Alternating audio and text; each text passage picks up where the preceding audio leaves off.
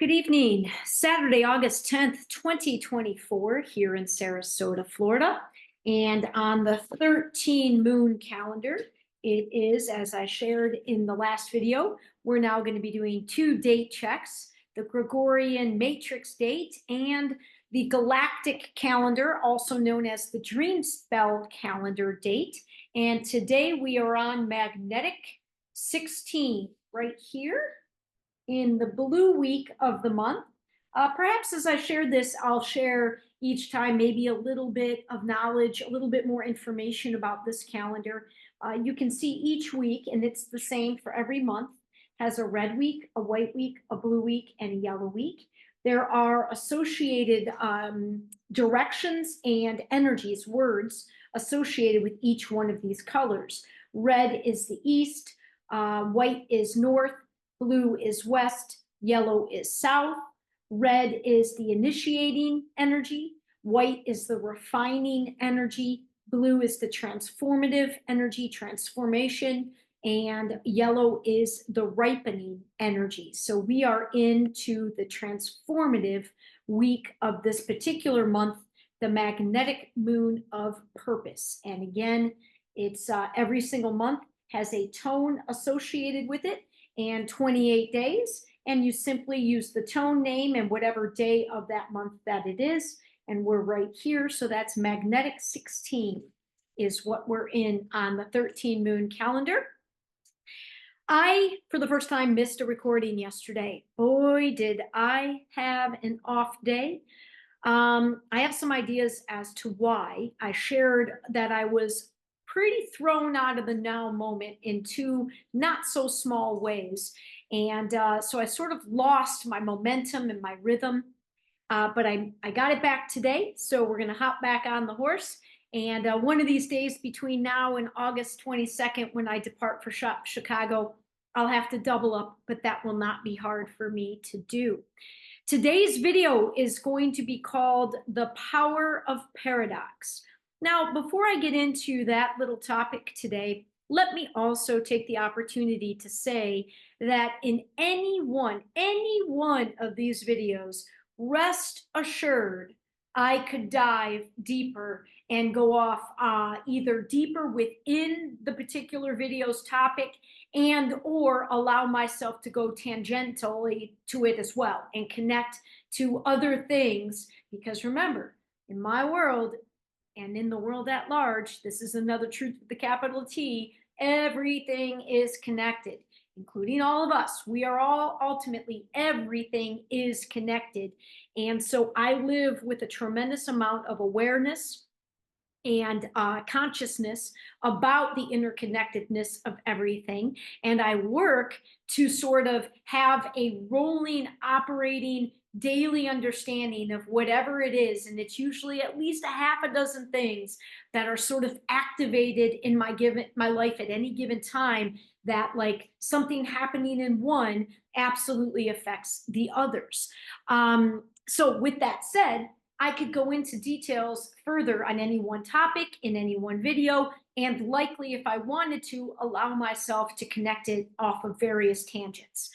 If anybody out there, let me also say, God, I would welcome questions, specific comments that allow me to hone in my sharing more than I currently am doing. It's one of the things that has made the sharing unbelievably challenging. It's one of the reasons that the rant share, video 10, probably seemed even more particularly crazy to people, because in a lot of ways, when I share, I've got in my mind all these segments of all these different communities of which I'm a part, and I never really know who's watching. I know I don't have a ton of people watching, but there are a handful that have let me know that they are watching. And so knowing what I know of the people that I know are watching, I always kind of have in the back of my head, I get in my head too much. I worry too much about how it may be received, because again, I'm not somebody that wants to upset people. I'm really looking to find win-wins, but I'm still in this place where I don't really have an activated group where we're out there really living some of these things that I'm talking about, like really working. Again, remember, I'm speaking more to entrepreneurs than I am to people who have established careers and established work for others. Entrepreneurs, one of the great things about it is that you're the boss. You're the ultimate say. You get to make the decision on something, call it a go, call it a no go. You're the one that takes responsibility and is accountable for the relationships and the commitments that you make. That to me is more direct, more efficient, more effective, more transparent. That's what I am looking to be a part of out in the world more and more, is to have these projects and these things that we're undertaking out in the world to meet the needs and wants of others, coming together in groups that are more equally representing themselves, not representing a company, but representing themselves, their own interests, their own desires, and just allows for, and it's a hypothesis still now more than anything, because again, I'm not really yet out there. I don't have, it's starting to happen. It's starting to happen, these groups, and we're still operating in my partnership. We're still operating within events that aren't our events, but that also is fast changing. So as soon as we start getting more true autonomy and bringing groups of people together that are bringing what they want to a particular project, man, I can't wait to test some of these hypotheses. All to say, when people share with me something specific, that they're resonating with something specific, I freaking love it. I love it. I love it. I love it. In fact, somebody on my Facebook, in my Facebook network, commented about the soul planning video and how much she loved it. So without a doubt, I'm going to be doing a follow-up to that video, talking a little bit more about soul families, because she specifically mentioned soul family and that it always resonated with her that we had such a thing out there, in addition to our blood family. So I can't wait to do a follow-up video that I know will be speaking to at least her interest. It thrills me to no end when I know people are resonating with specific things. Okay, and there's also another listener out there who listened to my most recent podcast episode. My podcast still isn't back up and going every week. I'm trying. Best Damn Reality. It's available on iTunes and Spotify. But I did a video or a recording. Oh gosh, I think it's been almost 4 months now. And I had another Facebook friend comment specifically about that. So I plan on reposting that and sharing another video that speaks to her questions and comments about that topic that came up in that particular podcast share.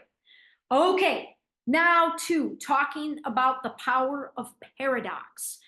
Paradox, it's seemingly contradict. What is paradox? Okay, paradox is when you are following logical, when you're logically stepping through, you've got some logical premises and you're stepping through things that seemingly are rational and logical, but the conclusion that you come to seems to be contrary to the premises of the argument or whatever the decision-making process is. It's like opposites. It's like it's all, again, it's logical, it's rational, but somehow the end result is seems irrational, or doesn't, it seems to be the opposite or contradictory to what the stepping through process is. I will explain who this phrase really came from, an influence on my journey, and also some short examples of what I feel is paradoxical, like paradoxical statements. Less is more. Paradoxical. Believing that something is, at the same time, it can mean absolutely nothing, right? I use myself in my journey all the time. Things happening in my journey from one perspective mean absolutely nothing in the grand scheme of things. I'm one of however many billions are on this planet now, 8.5 billion. One person, one little person making one little decision, having one little thing happen to me. From that perspective, it means jack shit. From another perspective, something happening in my life can absolutely be monumental in my little life of me. So at the same time, something can mean absolutely nothing and it can mean absolutely everything. Bit of a paradox. The paradox that I want to speak to today is sort of considering, not sort of, but considering that the ideas of innocence and naivety have associated with them unbelievable power. Like how powerful innocence and naivety can be from a certain perspective. A little paradoxical, not exactly what you would expect. When we use the words innocence, when we use the word about naive, somebody is naive, it tends to be associated with weakness, with gentleness, weakness. It does not. Those are not two words or concepts that I don't hear those associated with power very often, but I want to revisit how my journey, my conscious journey in my company of me began and why there was so much power in what I was doing and what I was establishing from moment one, despite the incredible levels of innocence and naivety. And before I go into that, let me also share from whom this idea, this phrase of the power of paradox, from whom I get that. So early on in my journey, I was introduced to, I guess you call him an influence, a channeler, higher consciousness called Abraham Hicks. A woman named Esther Hicks sort of serves as a channel, right? And I actually saw Esther live 3 days after I moved to Seattle. They were in Redmond, ended up presenting at a building that I ended up working at when I worked for Microsoft.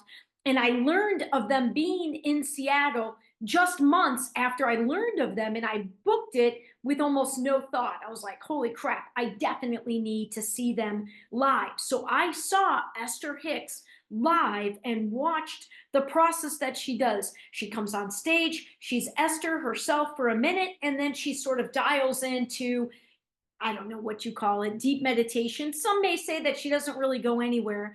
I personally can identify with what she, the process and how she channels something beyond, excuse me,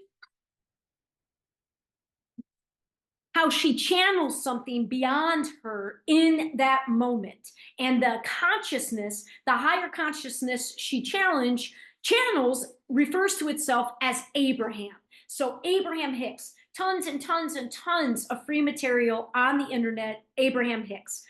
I would highly recommend them. They're a great starting point. And listening to them as I did every day for the better part of almost 2 years helped me rewire my brain, literally rewire my brain. It was one thing after my awakening to know that these greater truths that I wanted to believe, but I needed some sort of proof. And that proof ended up coming validated from within, this deep, deep knowingness within. But that didn't change the fact that I had to rewire my brain and a lot of my thought processes, my beliefs and my thought patterns. That came in no small way from listening to Abraham Hicks. From Abraham Hicks, though, after about 2 years, I found myself just naturally shifting away from Abraham Hicks, and I started to listen to, I'll call him a teacher, a messenger, a channeler named Bashar. Now, Bashar is an entity that comes through a man named Daryl Anka. Daryl Anka has been channeling Bashar for like 35 years. Now, in Bashar, in that relationship, what Bashar is referred to by Daryl in the false way of looking at time, as we do in a linear manner, Bashar is the future version of Daryl, like 700 years into the future. And Daryl, again, just like Esther, gets into the moment and gets himself into the ability and the place where he can connect to this higher energy, in this case, the higher version of himself. In both cases, more so with Daryl and Bashar, his voice, everything about, like, he changes. Like, you can, it's hard to believe he's faking it. I don't think he's faking it. I don't think Esther is faking anything. I think these guys are both dialing into higher levels of truth. And I have derived tremendous value, if not many, many years ago.